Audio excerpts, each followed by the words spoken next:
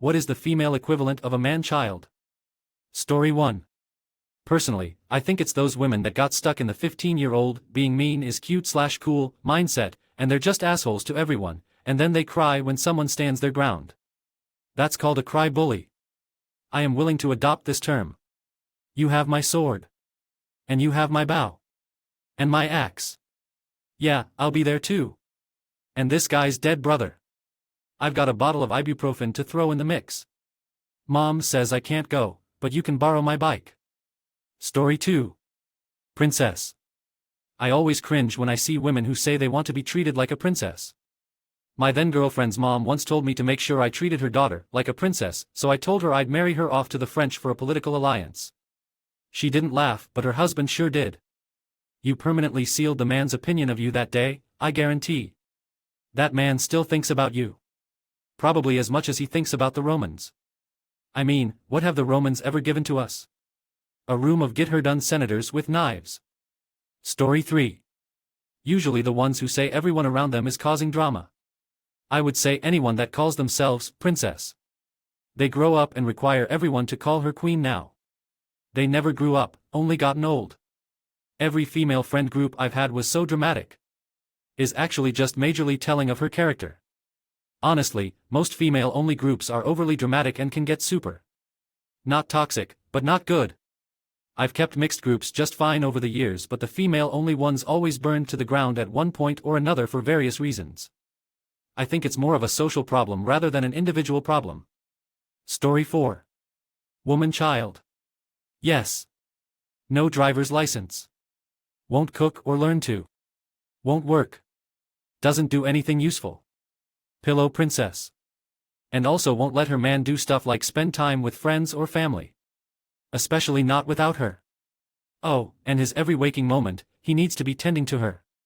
I remember seeing a woman on Tinder who had such little shame as to put passenger princess in her bio as a 27-year-old. A pretty healthy chunk of the women on Tinder are just batshit insane LMAO. I found that Hinge has a much more down-to-earth audience. Also, the app actually tries to set people up instead of taking your money. Point is, Tinder is full of idiots. Fuck that app, there's better ones. Maybe they're on Tinder because they're unhinged. I see what you did there. Need for attention. Usually a red flag for me. Story 5. I knew a girl in college who would talk in a baby voice, Ruthie. But also she'd wear really low-cut tops and short skirts, with no underwear, or like, thong. Ick, but I definitely saw most of her ass. And she would, in her baby voice, make all these gross innuendos. It was weird. She wasn't my friend, I knew her through my friend Vivian. According to Vivian, Ruthie actually had a normal voice that she used when boys weren't around, but I'm a guy so I never heard it.